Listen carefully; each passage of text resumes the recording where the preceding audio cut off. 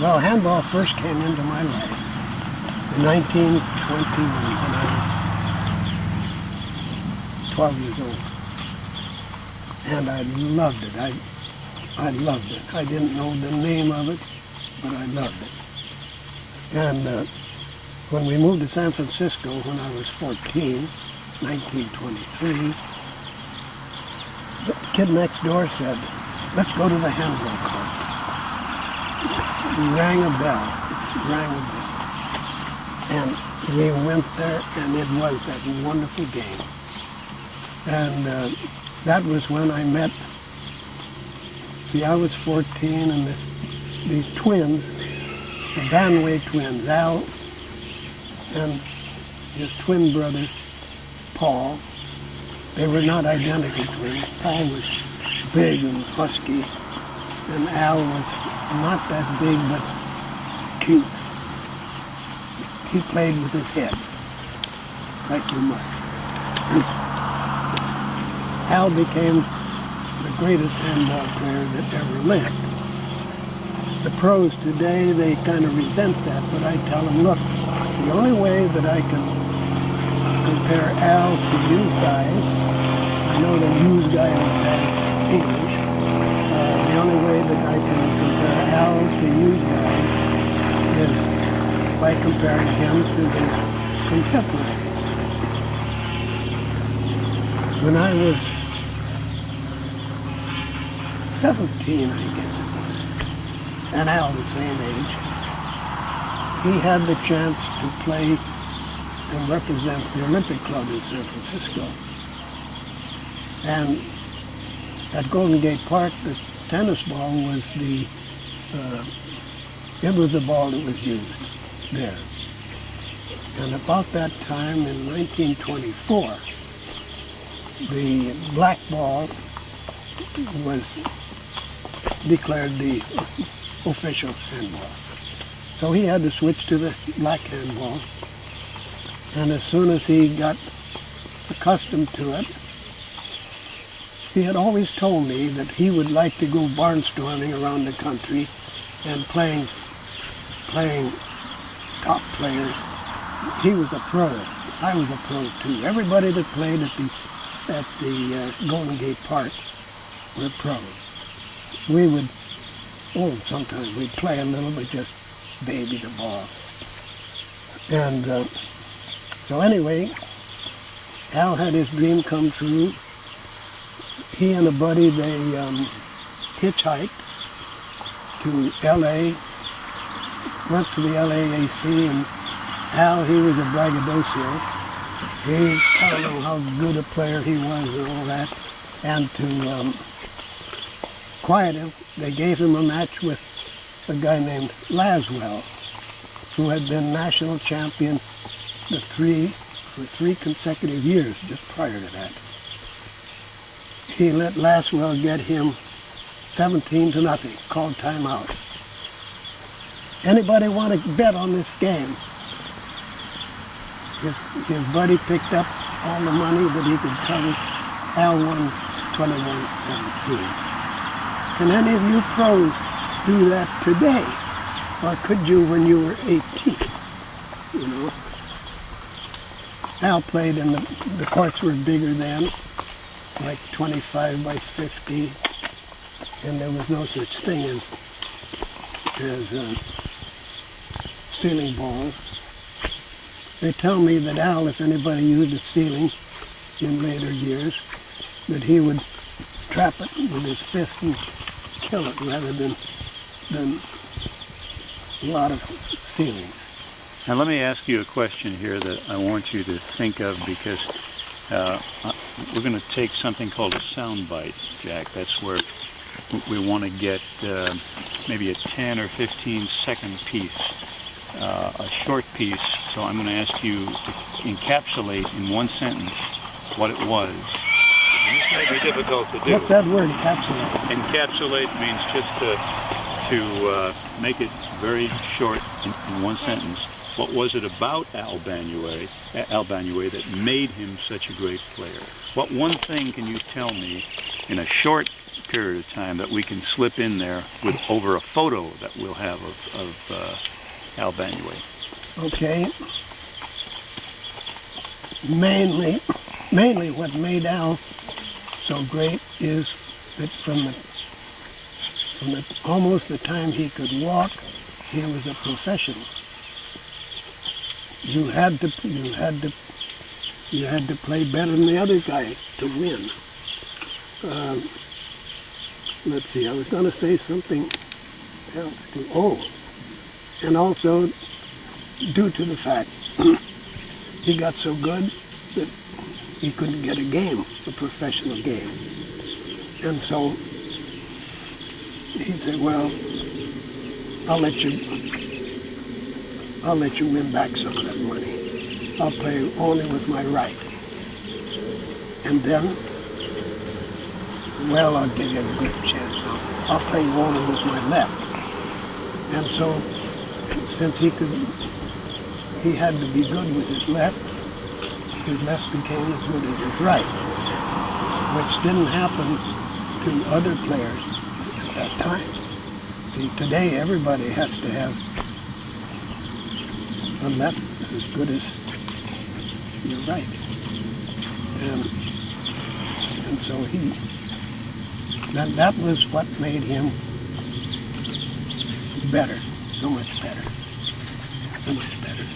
Tell us, Jack, about the meaning that handball has for you in terms of, as you look back over the years that you've played handball, what has it brought to your life? Well, I remember once it saved my life. In handball, you have to be quick. You have to give and take. And I was on my way to the cannery with a load of tomatoes, and the big truck started losing its power. I realized it was boiling. I stopped across from a hydrant, and this was a cab-over engine. You had to reach way down in the side of the cab to reach the radiator cap. Of course, I had my handkerchief over my hand, but as I undid the cap, I felt it pushing. I jumped 12 feet. Well, I shouldn't have said I saved my life. I saved all the skin on that arm. A friend of mine had the same thing happen, and he shook all the skin off his arm right away. I lit clear out in the middle of the road, and the boiling water followed me. It's lucky there was no traffic. And in that way, it did save my life. Well, yeah, you can twist that around if you like.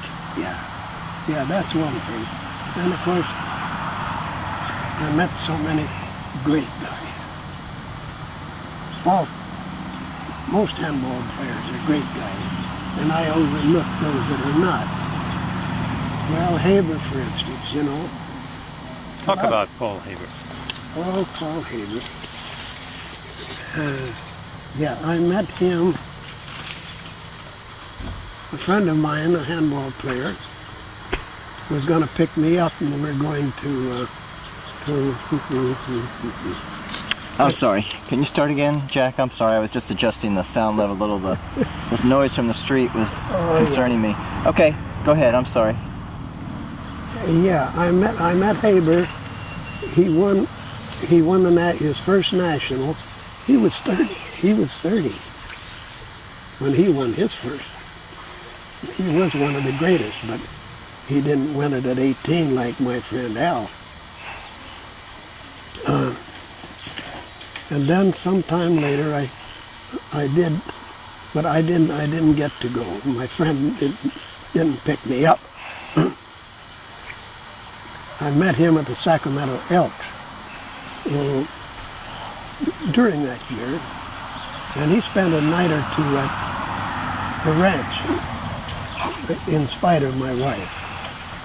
Well, she thought he was not only not a nice guy, but not good company for Jack Thum. And so he hung around in Stockton for 2 or 3 weeks. And he played all of us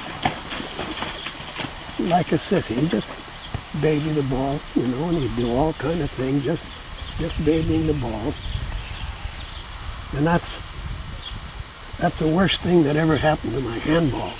You know, I thought, well, if he can do it like that, I can. And I got out of the habit of hitting the ball hard. So then in '67, I sponsored him, and that's a different story. We got him out of jail just before the tournament and fed him steaks, and we told him no women, but he moved his girlfriend in with him. But he won it in 3 21-point games. There's nobody like him, but I guess we shouldn't expect champions to be like other people, but we don't want them all to be just like Haber. He's a good friend of mine, but I like him, but I don't admire him. Now, Jack, let's talk about David Chapman. You had mentioned that Al Banuay won the national championship at the age of 18. And David also has amassed some very, very impressive credentials at that tender age. I think when he was 17, he had won the national championship. How do you see David Chapman ranking today against an Al Banuay? I heard, now I never saw Al play after he was the champion, but I have heard that he didn't put a lot into his serve, that he would serve in a certain way to get a certain kind of a rally going, and so we do compare them in that way. David's father is damn good player. Well, I guess he's world champion now. His father is. And David learned from his father. Al had to learn it by himself. I don't want to say anything detrimental about David. David has more than once, after a big win, he has said, in all sincerity, he had said, I couldn't have done it without you, Jack Thum. Nati Alvarado has said that to me, too. After the World Championships in Ireland, this lady that came with us, my nephew's third bride, I say, hey, go to that guy and get his autograph. And Nati was one of them, and I had just reminded him how I had helped him win some of his nationals, you know, and he signed it and says, thank you for all those championships, Jack. Now tell me, I'm missing something here, Jack. Tell me why Nati and why David Chapman would say, I couldn't have done it without you, Jack Thum. Yes, well, I don't like to brag, but I play a hell of a game when I'm in the audience. Also, you see those crooked fingers. I've been told that that's the sign that you're a witch, which I am a witch. There are good witches, I've been told. When you get tired, it's not just your body that gets tired, it's your brain. Both Nati and David, I have operated on their brain. and I've operated on other parts of their body to give them strength. Well, and as an example of the power of my finger, I have a good friend in Phoenix, Arizona, Bud Bonine, great guy. And I used to go there with the horses, but then I'd go play handball and drink beer with Bud Bonine and Gray Bill, others. And Bonine said, there's a new joint in town. It's like a prize fight thing, and it actually is. You sit wherever you want, and there's a place at your elbow where the young ladies that come around, they'll put food or drink. And I was betting on the blue corner, and Bonine on the other, and he almost broke me. But one of them, my man, first ring, he was getting beat up. And I slipped in his corner between the first and second round. I operated on his body. I said, now I'm putting power into you. I'm putting power. And I pushed him out when the bell rang. And he knocked the guy out in the first half a minute. When he got in his civilian clothes, he came to it. He says, I never felt so powerful in my life as I did when I went out for that second round. Well, if you started out with a lot... Yeah. Okay.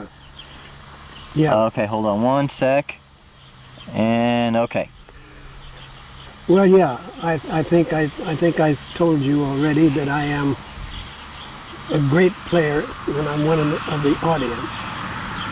And, well, I can yell something down. And I can talk to them between rounds. But I can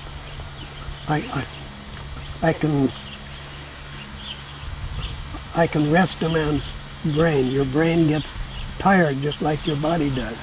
And brain work is what wins handball games. Now, I never did anything like that for Dave, but I was upstairs watching Dave play,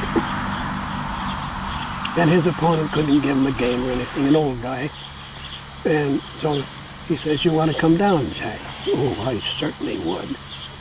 And I played him 3 or 4 games, and I made him work. And so then he had had enough. And I said, tell that guy that I was playing a few minutes ago, he'll be in the dressing room, tell him to come up. I think he's got a bad back, and I'll fix it. Dave said, to hell with that guy. Fix my hand. And I had seen Dave more than once have to pull out of a tournament about in the quarterfinals because his hand would get so sore. So I sat with him on the floor with our backs to the back wall. And when I got through with his hand, his sweat, we were in the middle of a lake about 8 or 10 feet across. But his hand, I said, no, your hand is okay. It had a red spot right there. And I said, now, I didn't make it better than God did in the first place. But I says, try to stroke the ball and not attack it. And the next time I saw him was at the next national. And he had gotten eliminated in the semifinals in singles and in the finals in doubles, and his hand didn't get sore. So those magic hands, I didn't know I had them until my child bride became pregnant. And she told me that the father could take the pain out of the mother's body. Well, that was during the Depression. We couldn't even buy aspirin. And so anyway, she would put my hand wherever she hurt. And sometimes I would have to chase that hurt and stop it from running away from me with my other hand. And then once I found out I could do that, headaches or bellyache or anything, but I was bashful about it. I wouldn't tell anybody outside the family. But Rudy in Fresno, Rudy Stadelberger, I could have gotten one more national for him, except that I think it was in the finals with John Bike. Might have been the semi. Oh, they collided terribly.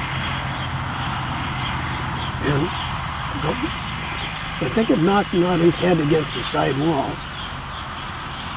And he never called timeout or anything, but it spoiled his game and he got eliminated. And I told him in Ireland, I said I could have won one more national for you if you had called timeout that time and I had fixed your head. He waited till the match was over. And as he walked past me, Jack fixed my head, and I fixed it then, but not soon enough to win the match.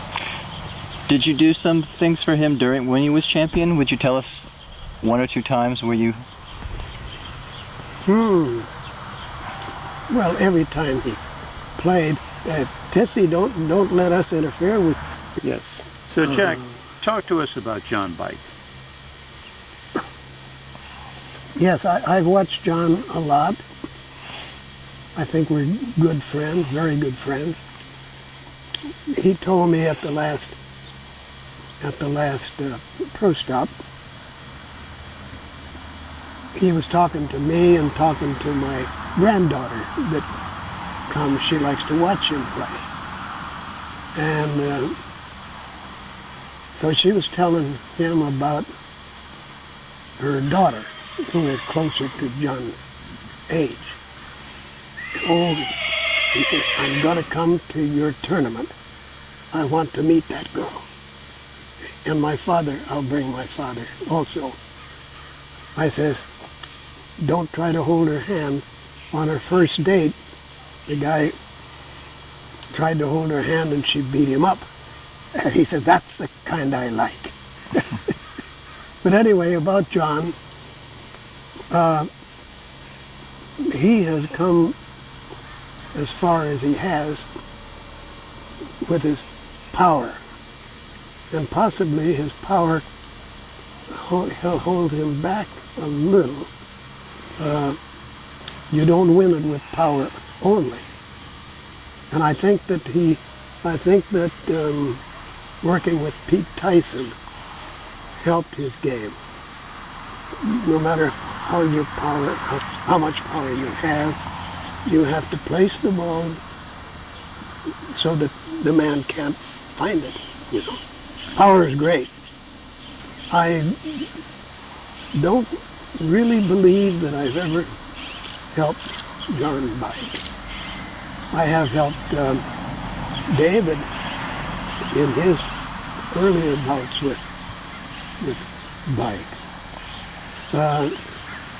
Getting back to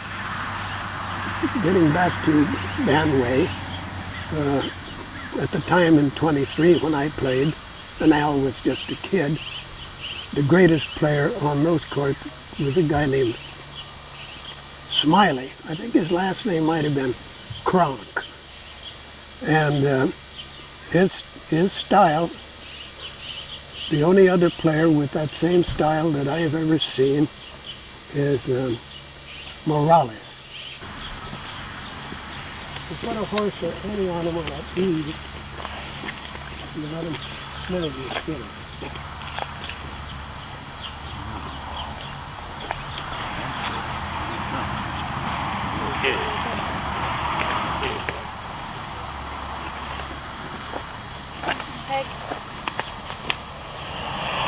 I'm not a problem here, am I? No, Okay. I'm just having her bring the baby around it. Yeah.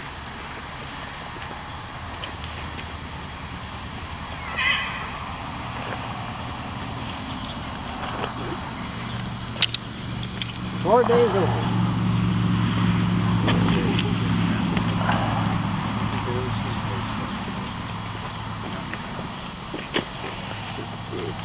Could you go up to the foal, Jack? Is there something you can do to...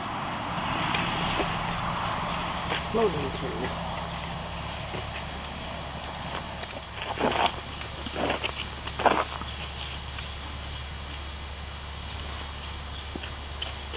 What's his name? He's born on Couldn't George tell you. Washington. He's coming back here. Do you have any idea what name he's going to He was born George Washington's birthday. Maybe George Washington figure. be? Maybe Georgia the Wash.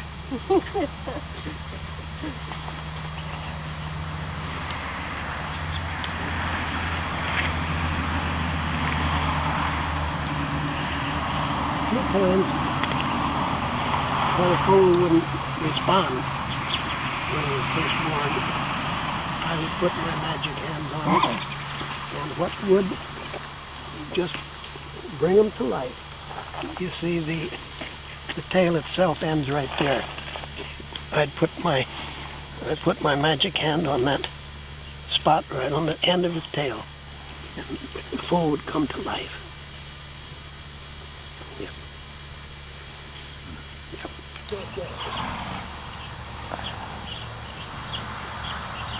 Hello, Gray Horse.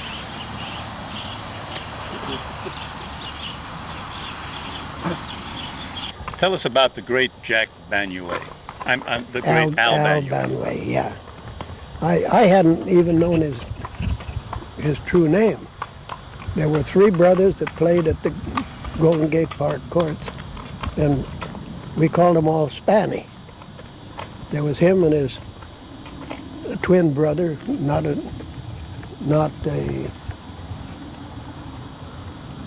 he was a twin brother, but he was much bigger and more powerful.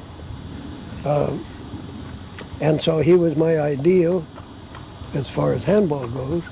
In terms of short question or short answers, what made Al Banuay such a great handball player? Well, what really made, of course, he had the stuff that it takes to do it. But to draw out his great playing, he played for money only.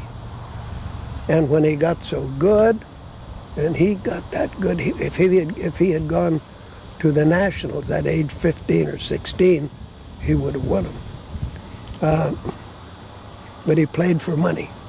And when he got so good that he couldn't get a match with both hands, he'd play them with his left only. And so he didn't care. You see, in handball, first thing you do, you have to know the weakness. He had no weakness. He would stand in the center of the court, and he didn't care if it came to his left or his right. And of course, hungry for the money. He always told me, he called me Buddy, but he pronounced it Buddy. He says, oh, if I was only this good in any other sport, I'd be a millionaire. And he says, what I would like to do, I would like to hitchhike from city to city and go to all the big courts where nobody had ever heard of. And he told me what his name was. Al Banuay, he said. Banuay, B-A-N-U-E-T, French Basque. And so then I didn't go with him. I didn't think of going with him. I always had a few dollars. I could have gone with him, but he found somebody to go with him. I don't even know who it was. And they went to LAAC. Hold on 1 second. Okay, take it from they went to LAAC, which is a big, rich club in Los Angeles. I'm sorry. Could you say, Jack, they went to, I didn't get the first part of the sentence. Oh, they hitchhiked and went, I'm sorry. Talk to Ben, that'd be great. they hitchhiked to Los Angeles to the LAAC, which is a big, rich club similar to the Olympic Club in San Francisco. And Al, he was always a braggadocio, a handsome young guy. And he bragged about how good he was. He was better than anybody. And to quiet him, they gave him a match with a guy. His name will come to me in a little while, but he had just won the national singles championship 3 years in a row. And so Al got in the court with him, and he let the guy get him 17-0, called timeout. Anybody want to Anybody want to bet on this here match? And he had $200 up in there with his buddy. When that got covered, he won the match 21-17. That's how good he was. He had never been to a tournament. I had a letter from him, and I destroyed it, telling me that he was going to play for the Olympic Club. And he had been practicing at the Olympic Club. We had always played with a tennis ball, but in competition you have to play with that little red ball, little black ball at that time. And as soon as he got acquainted with the little black ball, that's when he went and won all that money at LAAC. I can answer any question. Well, it's amazing to me that he went from playing with the with the tennis ball to the black ball and became so proficient at it. Was it just that he had a natural talent for the game? That's what it was. But once in a while, I watched him play 2 matches in San Francisco with the little black ball. And this was before he had switched to the black ball. And he won. When he got out of the match, he says, when I gave you this big wink, did you bet? Well, I didn't bet. He said, when I wink like that, that means I know I'm going to win. But I was kind of bashful anyway, but I had some money in my pocket. He knew where there was a gambling joint in San Francisco. The front, where you walk in, it was like a cigar store. And you go on back in there, a great big room where you could gamble. And I had a few bucks, and Al gambled, and we blew every penny of it. I had to borrow money from a friend to get home. On the blackjack thing, he would like to sit way at the extreme left of the dealer, and he'd put a bet out there, and then when the guy was looking the other way, he'd make the bet smaller or bigger. But they cleaned us anyway. And when I got that $5 that we had to have, he says, now here's what let's do with that $5. He says, I'll go in there by myself. This was in the daytime. I had gone in there at night with the guy. He says, we'll go in there separately. I'll have the $5, and I'll put it on the table, and you grab it and run. I think you can run fast enough and out into the street. He says, they might beat you up, but that's all. But anyway, the guy wouldn't let me in. I always looked younger than my age. He wouldn't let me in, and so after a while, Al came out, and I explained why I couldn't do it. But that would have been an easy way to make $5. And $5 in 1927 was a lot of money. You bet. Yeah. You know, last time we interviewed you, Jack, you Ben, looked to Ben. Oh yeah. So yeah, if you would tell us about that. Yeah, we had been talking about the fly kill and the fly interception. Now, Al said that the best player that he ever played was Smiley, who was the champion at the Golden Gate Park.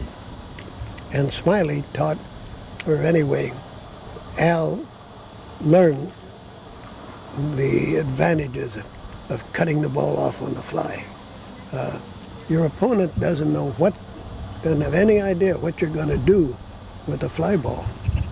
And he doesn't have time, if he could tell what you're going to do, he doesn't have time to get himself moved in the right direction.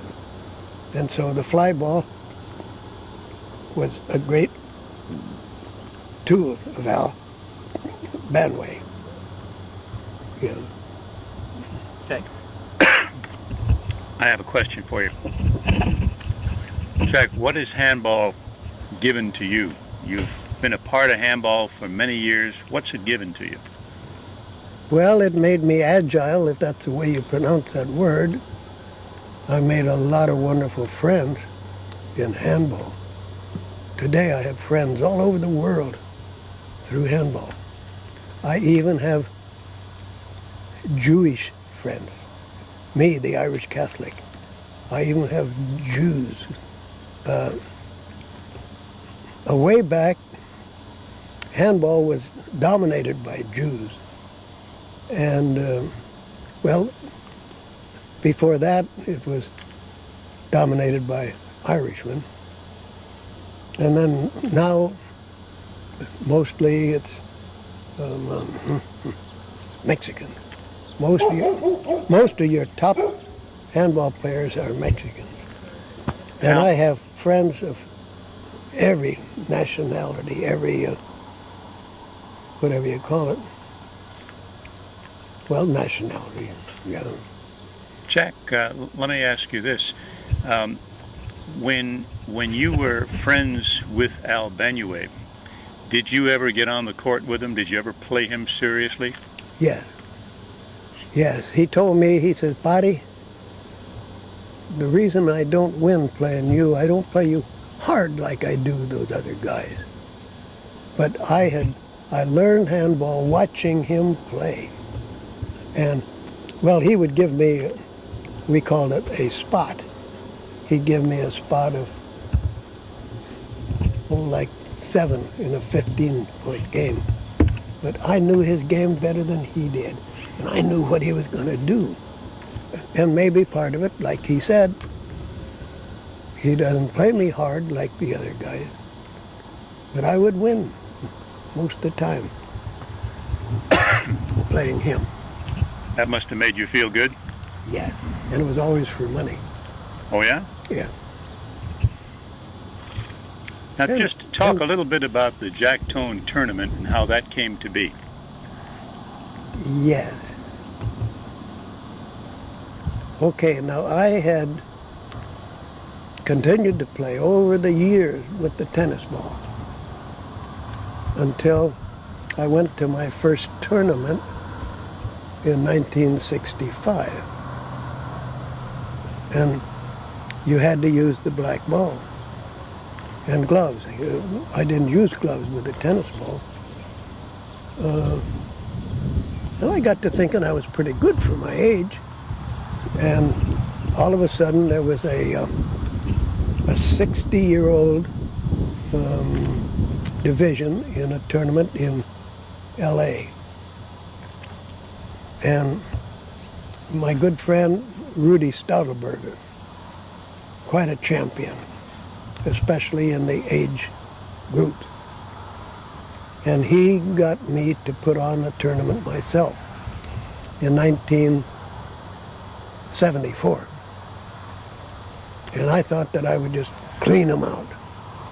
But Sam Haber, a national doubles player and a tremendous player, he came and the first guy that I played was a guy named Bob something. I know his name as well as I know yours.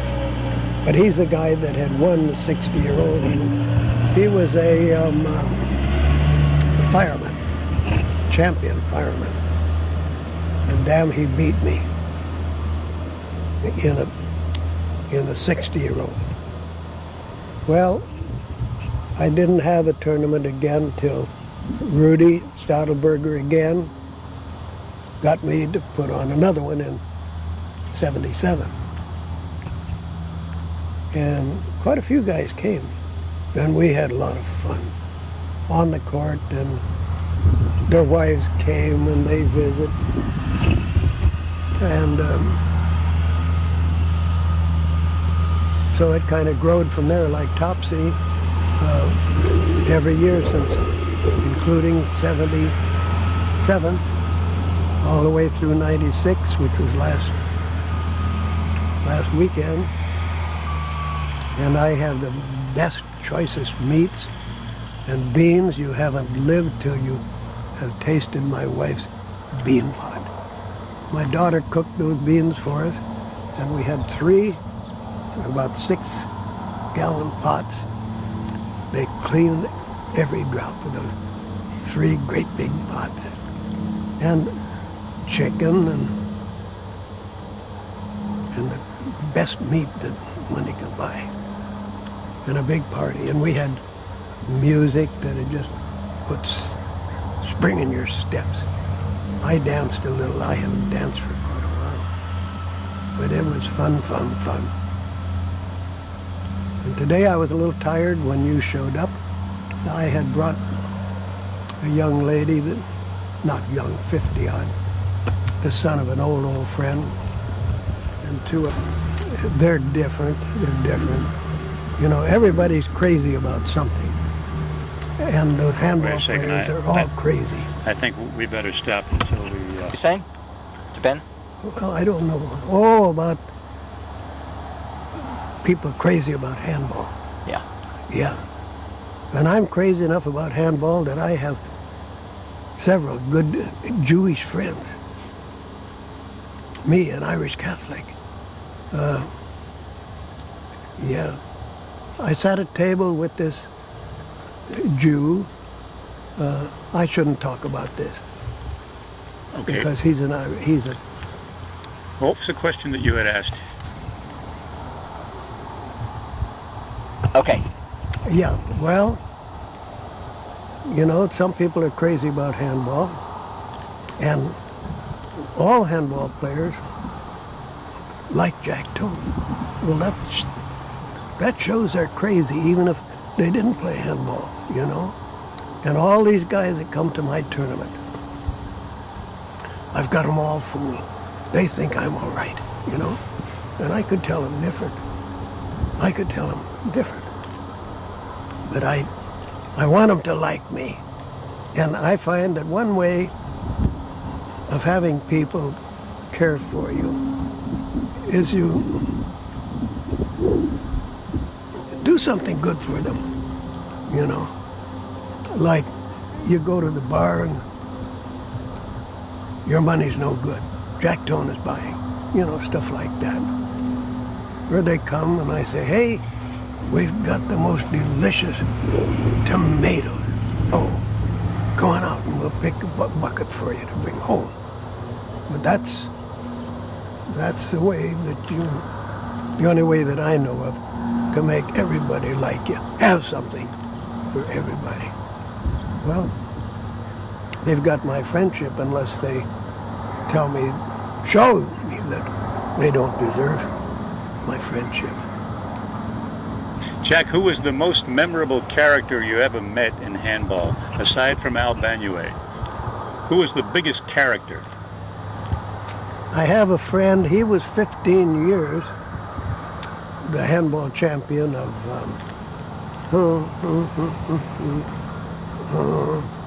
our next state over here, not Nevada, Arizona. Oh, okay. 15 years.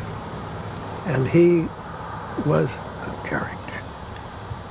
At the banquet, for instance, there was somebody got a special award for their personality and the things they do for everybody. And the guy went on and on about the good qualities. And this guy, Ed, as soon as the guy got started, he stood up, and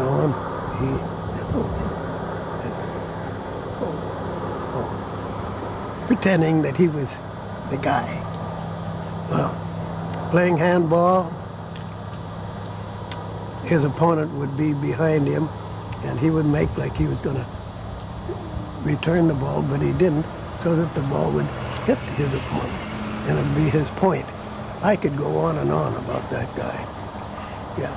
And we became good friends. He took me for a few things, but not as much as Paul Haber, a big champion. That Haber. Oh, you can't get me to believe that Paul Haber ever took you for anything. Took me for something? Yeah. I thought Paul was the kind of guy who was altruistic and gave instead of took. He would take everybody. Rudy Stadelberger used to put him up at his house and do a lot of things for him. We posted bail for him when he was in jail to get him out to play in the national tournament. Finally, he got around to taking Rudy.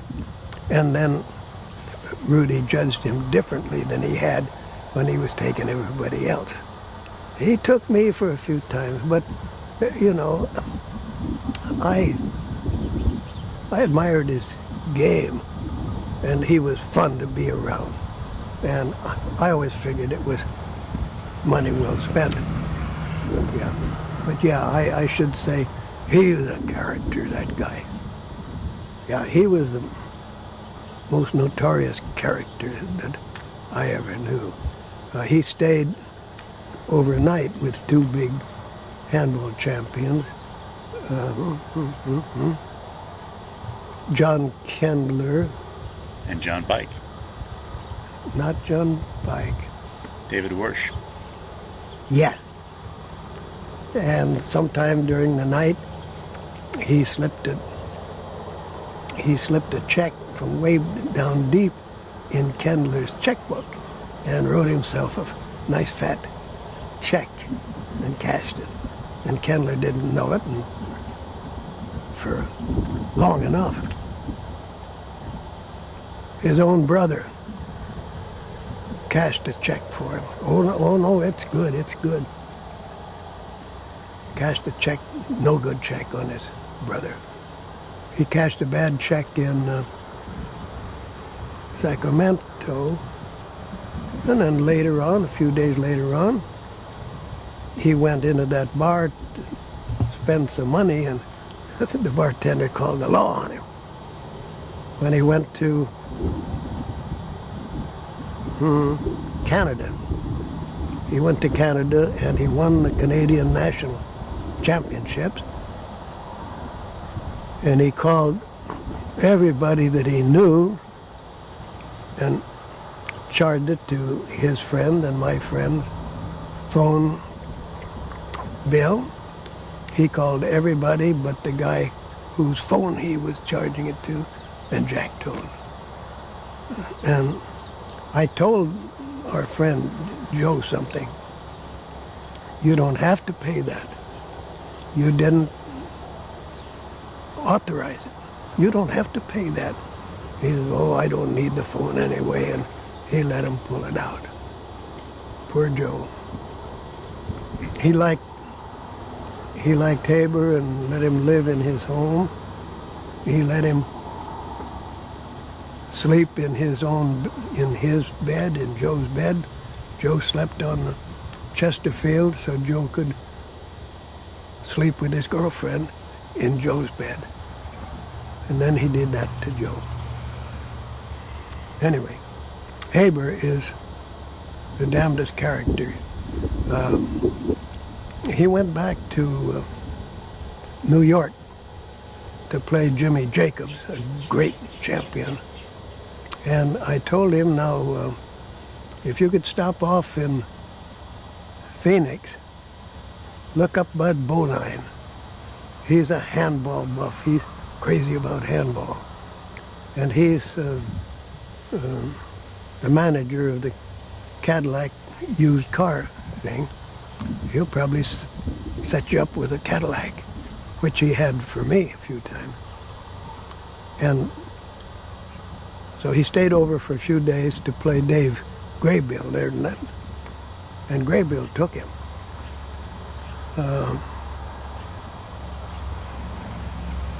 He sent to L.A. or somewhere for his girlfriend. The girlfriend came on the plane and stayed with him at that hotel, and it all went on the bill. And he was there 3, 4, 5 days on his way back to New York, and he parked the Cadillac at the lot, you know, at the airport. They finally found the Cadillac, and they were mad that those guys, they didn't want him back. But Bud Bonine, a true sport, you know, it was just entertainment for him. Great guy, Bud. Great guy. Yeah, he was the greatest character, if you want to use great. And he was great. National champion 5 or 6 times. Yep.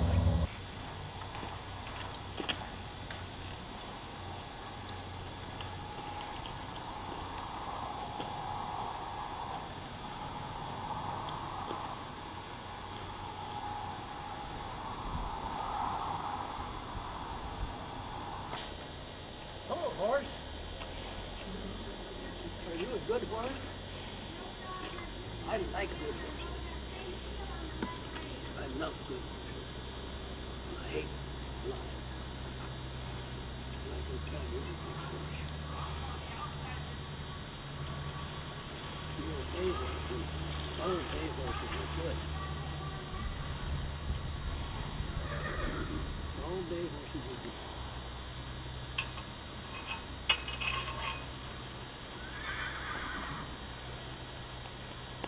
Is the argument over? Mm-hmm.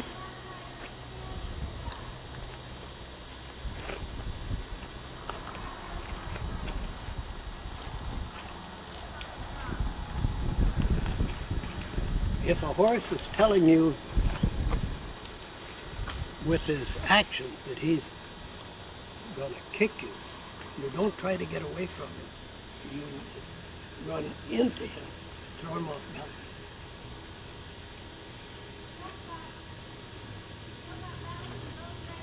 Yes, yes, yes.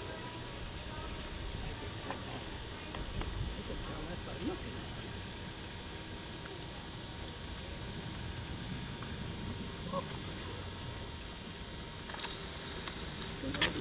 Flies.